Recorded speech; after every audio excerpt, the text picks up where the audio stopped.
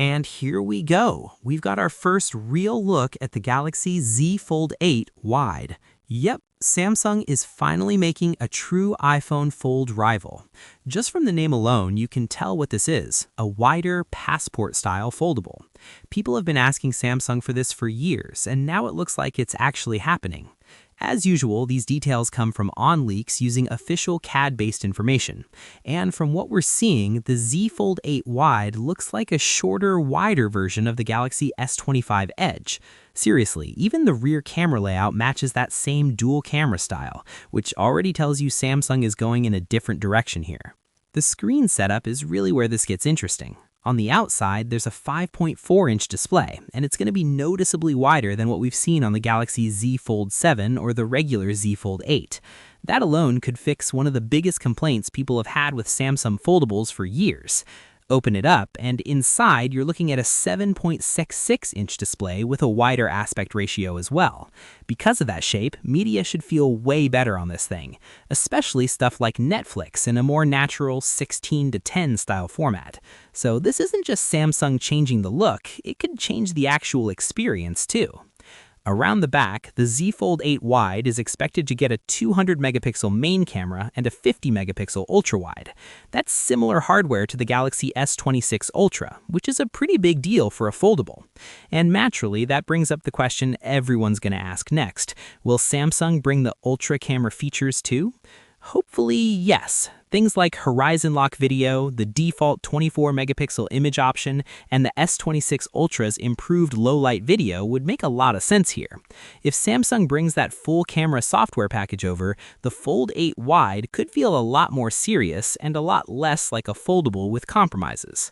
Battery-wise, no real shock here. It's expected to use a 5,000 mAh cell, same as the S26 Ultra, with 45-watt charging.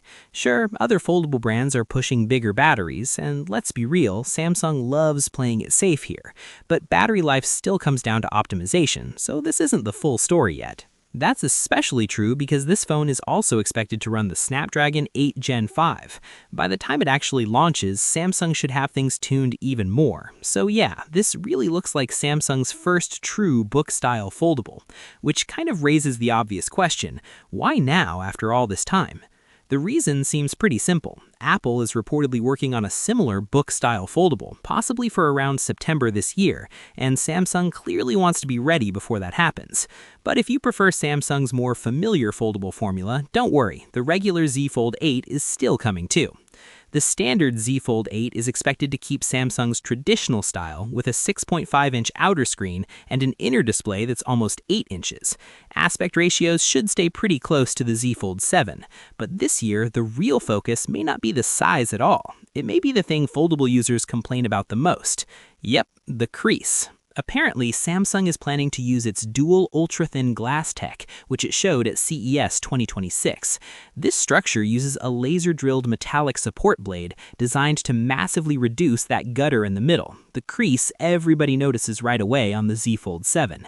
The idea is that with this new panel and structure, that crease could finally be removed completely. And honestly, that doesn't sound impossible. Oppo has already pulled off something similar, and apparently they did it without Samsung's newest UTG setup, using a titanium flexion hinge and advanced 3D printing. So if Oppo can get there without Samsung's newest UTG setup, Samsung should absolutely be able to too, maybe even better.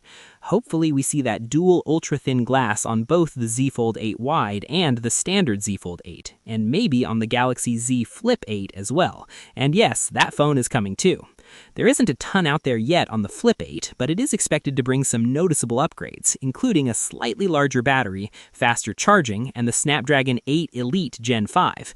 Camera hardware probably won't change much, since it sounds closely tied to what Samsung is doing with the S26 and S26 Plus. So that's where things stand right now. The Galaxy Z Fold 8 Wide could be a really smart move from Samsung, or it could end up being another S25 Edge situation that quietly disappears later. What do you guys think? Is this the foldable Samsung should have made years ago, or is it too late? Let me know in the comments, and I'll catch you in the next one. Peace.